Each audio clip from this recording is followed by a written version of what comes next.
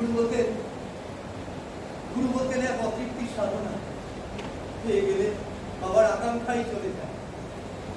আমার সাথে প্রতিনিয়ত যে বাস করে তাকেই এখনো চলে যায়। তবে একটা জিনিস বুঝেছি, জানো, লালন সাঁইজিকে অনুসরণ লালন সাঁইজি ঘুরেও যেদিন প্রত্যেকটা মানুষের খাঁচার পাখির বুকে লালন সাঁইজির ঠাঁই পাবে, সেদিন শুধু আমি নয়, তোমরা সবাই পাবে সেই মনের মানুষের সন্তান। সেদিন কেউ আর জাত গেল বলে চিৎকার করবে না, কেউ জিজ্ঞাসা করবে না, শোনো লালন ফকির কোন জাতের ছেলে জানো? ততদিন শুধু পূজা পূজা।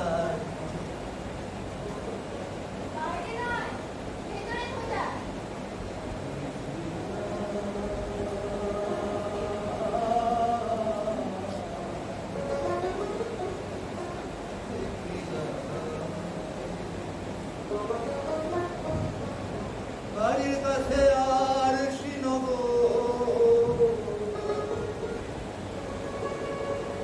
বাড়ির কাছে আর শ্রীনগর,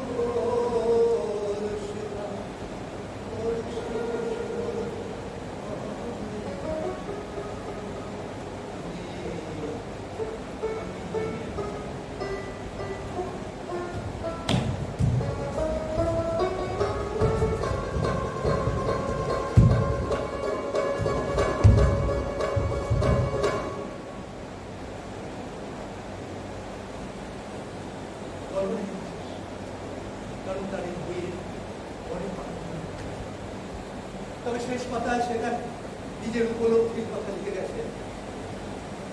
লিখেছে, ধর্মের নামে যারা সংস্কৃতিকে বিকৃত করতে চাচ্ছে, আবার ধর্মের ভুল ব্যাখ্যা করে যারা সংস্কৃতির নামকে চালাতে চাচ্ছে,